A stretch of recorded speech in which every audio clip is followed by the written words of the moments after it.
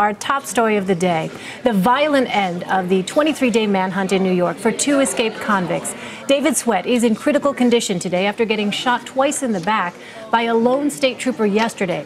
He is now in police custody in an Albany hospital. He was apprehended just 2 days after his partner Richard Matt was shot and killed. Joining us now is CBS News legal analyst Rikki Klieman to talk about all this. Rikki, now that Sweat is back in custody, what are the charges that he could face? Well, he's probably going to face an additional escape charge.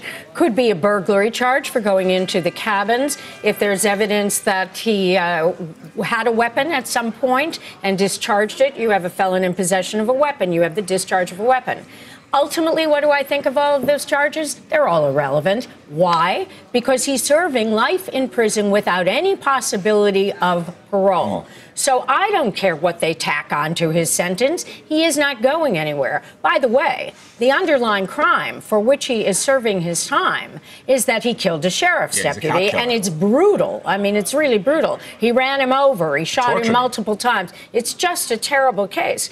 So my question would be, is David Sweat, if he should survive his injuries, because we do know he is critical, but if he should survive his injuries, will he speak with law enforcement authorities? He has no incentive, absolutely none. There is nothing they can do to help him. He's staying in prison until his last breath. On the other hand, maybe he wants to tell his story. Maybe he likes being the center of attention. We just don't know.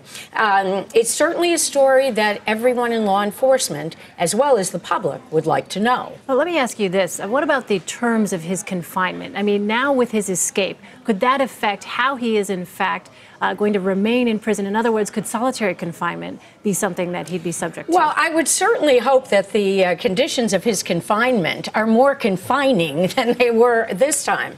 Now, we don't like, as a society, to put people in solitary confinement for the rest of their lives. We just don't like to do that. At the same time, he was in a maximum security prison. He was put on a good behavior ward. So we know from the stories that have come out that these prisoners, certainly on this tier, had a lot of freedom of movement. They were able to cook. They were able to have their hobbies. I would think that much of that would be taken away from him. Do I think he'll spend the rest of his days, should he survive, in solitary? That's pretty harsh, and his lawyers would attack that, no matter what kind of public enemy number one he is. Rikki, I want to ask you about this this case in North Carolina as it relates to what we saw in Clinton Correctional, which is this guy escapes from prison, and we find out afterwards that he had some kind of a relationship with one of the prison employees there, similar to what we saw in Clinton Correctional. What is it that happens in these prisons between correctional officers and the prison inmates, both in the case of Joyce Mitchell and the other gentleman who was unwittingly a dupe in all of this? Gene Palmer. Yeah. Gene Palmer, you can almost feel sorry for. Yeah, he's sort of a patsy. He is kind of a patsy by what we know at this point. Yeah. But both the conduct of Mr. Palmer, that is, he was trading information. We've heard this story many times before. I'll give you something, you give me information. So I know about other prisoners. It turns out that one of these people, that Matt, was a painter, and he painted these celebrity portraits. So what you had in Palmer was giving him paint, giving him tools for his pictures. Then, of course, that he would, the guard would get the paintings. It's a lot of horse trading. Ms. Mitchell, we know about the allegations of sexual congress. What happens in prisons, and I'm being really, I'm overgeneralizing here, but what happens is you have correctional officers who are in essence in the prison with the prisoners. So one of the ways that they survive is just by conversation, like you and I are having. So friendships develop. So there's a lot of horse trading. There are things that are contraband that's brought in. There are favors that are done.